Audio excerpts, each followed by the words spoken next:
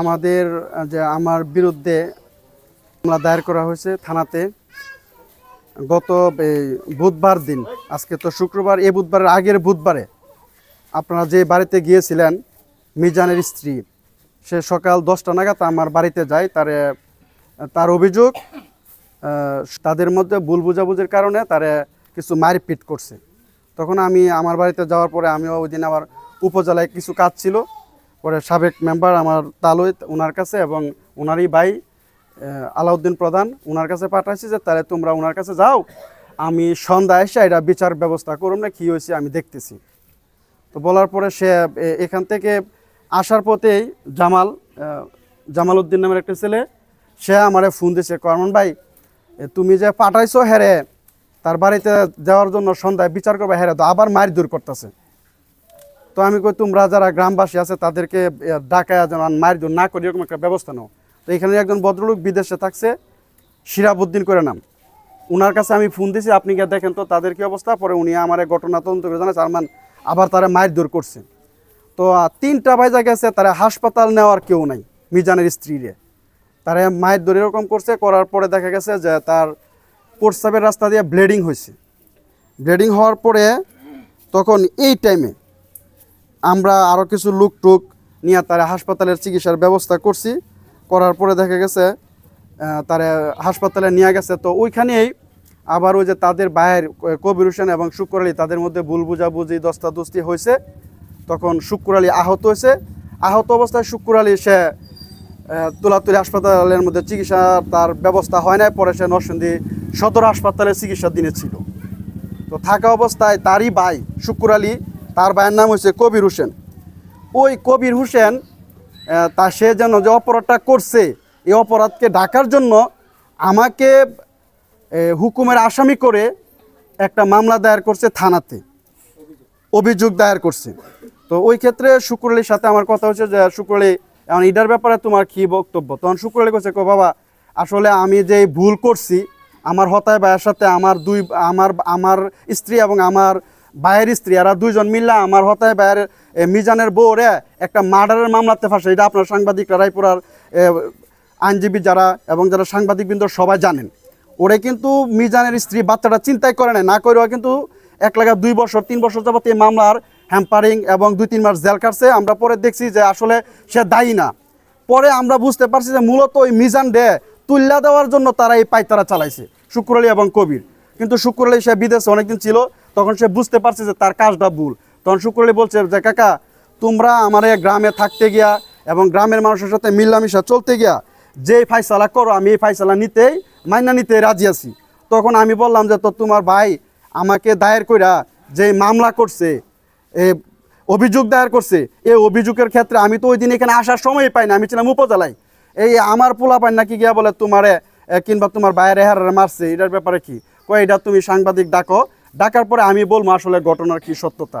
আর যে মিজানের স্ত্রী যেটা মারছে আপনারা ছবি তুলছেন, আর তারপরে আমি আপনাদের সাংবাদিক ভাইদেরকে দেখাই।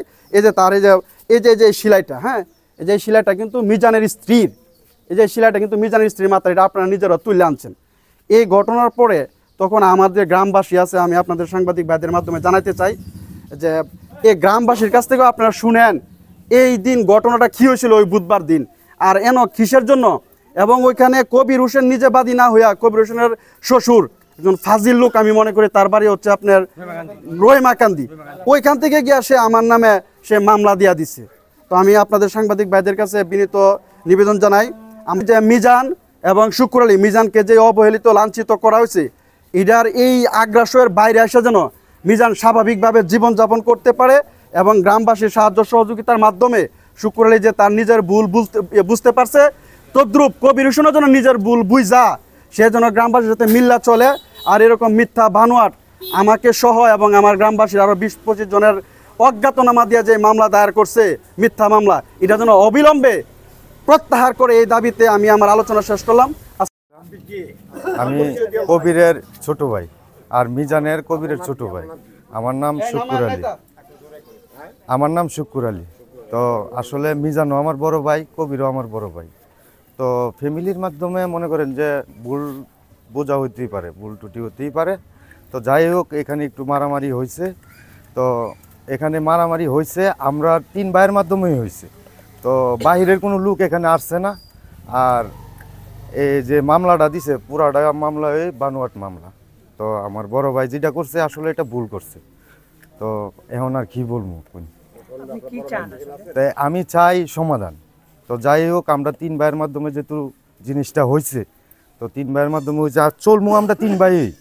তো ওই ধরনের কিছুই মনে হয় না, কিন্তু এরা মনে করতেছে যে সন্ত্রাসগুলা নেম্বার ফাটাইছে, এরকম ভাবে একটা মানে এরা বানোয়াট ভাবে একটা জিনিস করে নিছে, সাজে না ওইগুলা নেম্বার সব পাঠাইছে না। এটা আমাদের 3 ভাইয়ের মাঝে দস্তাদস্তি হয়, আমাদের বাড়িঘর কিছু ক্ষয়ক্ষতি হয়েছে, বা এরাও কিছু মায়ের খাইছে, বা আমিও কিছু খাইছি, এরাও চিকিৎসা করছে, আমিও চিকিৎসা করছি, এরকম ভাবে চলে আসছে।